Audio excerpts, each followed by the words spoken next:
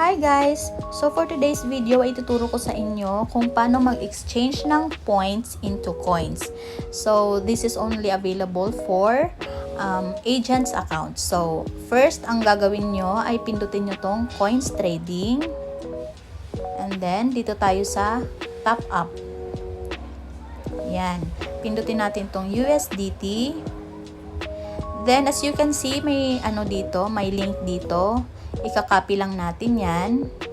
Tapos ayan, once na na-copy natin, mag-back lang tayo dito. Ayan, back pa, isa pa. Tapos itong points na to, pindutin lang natin yan. Then dito tayo sa withdraw now. Ayan, so naka-bind na siya sa aking USDT. So yung iba, yung mga first time na gagawin ito, ang gawin nyo lang para mapalitan siya, pindutin nyo tong arrow na yan. Ayan. Tapos, i-view nyo lang itong USDT view. Yan. Tapos, ilagay ninyo yung inyong password. Ayan. So, ayan. Andyan na siya. Nakalagay na siya dyan. Pero, kung hindi yung kinapin nyo na link yung nakalagay dyan, pindutin nyo lang itong X. Yung X na yan. So, ayan. Tapos, i-copy ninyo i-paste ninyo yung kinapin nyo kaninang link. And then, pindutin lang natin tong submit. Ayan, so nakabind successfully na siya, no? Tapos, pindutin ulit natin itong withdraw now. So, as you can see, meron tayo ditong $63.85. Ang pinaka minimum na dollar dito is $10 which is 100 points yon. Ilagay natin yung 10. Ang $10 is equivalent to 99,000 yon kapag gagawin mo tong ginagawa ko, kapag agent ka, no. Pero kapag normal lang yung ginawa mo, yung mag-withdraw ka mismo, mag-exchange coins ka lang talaga, kapag agent ka, 92,000 lang yon. Pero kung hindi ka agent, 90,000 lang yon, no. So ang laki ng difference niya.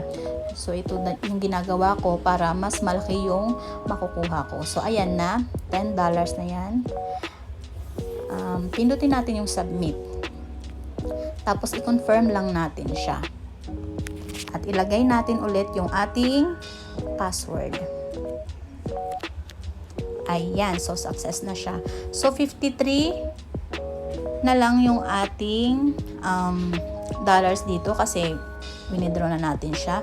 And then mag-back tayo ulit. Ayan. Punta tayo dito sa ating message. Ayan. As you can see, ayan, no, arrive notice. Pindutin natin yan. Tapos, check for details. Tingnan natin dyan. Ayan, so paying pa siya, no. Antayin lang natin na maging successful na yan siya. Tapos, dito natin yan makikita sa balik tayo sa ating profile. Dito natin makikita yan sa ating coins trading. Dito yan didiretso, no? So, wala pa. 15,000 pa rin yung laman niya. Antayin lang natin. So, konting antay-antay. So, ayan. Continue tayo. Ayan, may message na. Check natin yan. So, ayan na yung ating withdrawal.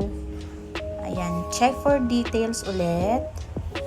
So, ayan, successfully withdrawal na siya.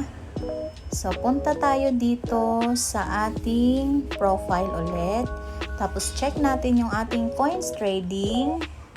So, ayan, meron na tayong 114 na coins. Ayan.